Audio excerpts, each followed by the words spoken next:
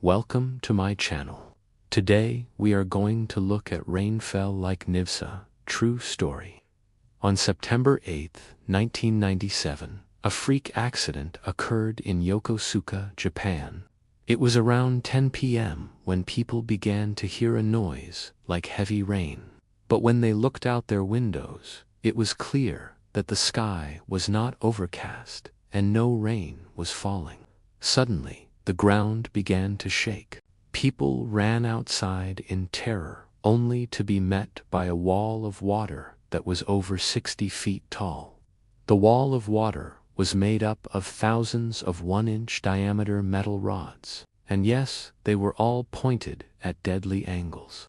These metal rods fell at a speed of 100 miles per hour. Cars were literally sliced in half and buildings were destroyed. It's hard to believe, but some people were even impaled by these metal rods. When the dust settled, 43 people were found dead. All of them had been impaled by the metal rods. Over 600 more were injured, with many losing limbs in the freak accident. So where did these metal rods come from? How is it even possible for something like this to happen?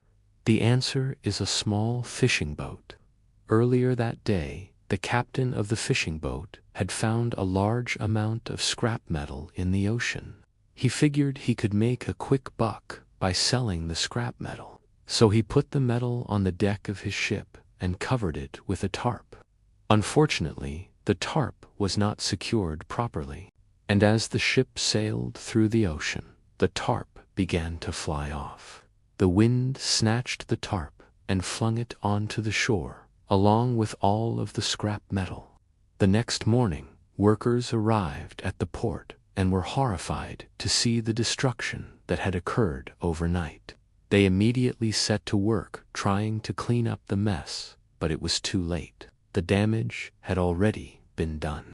Some people were angry at the captain of the fishing boat. They felt that he was responsible for the destruction and the deaths that had occurred. However, the captain insisted that he was innocent.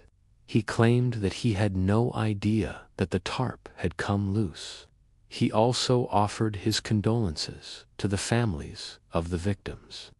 After this horrific accident, many people wondered if it would happen again. After all, it was just a freak accident caused by a series of unfortunate events.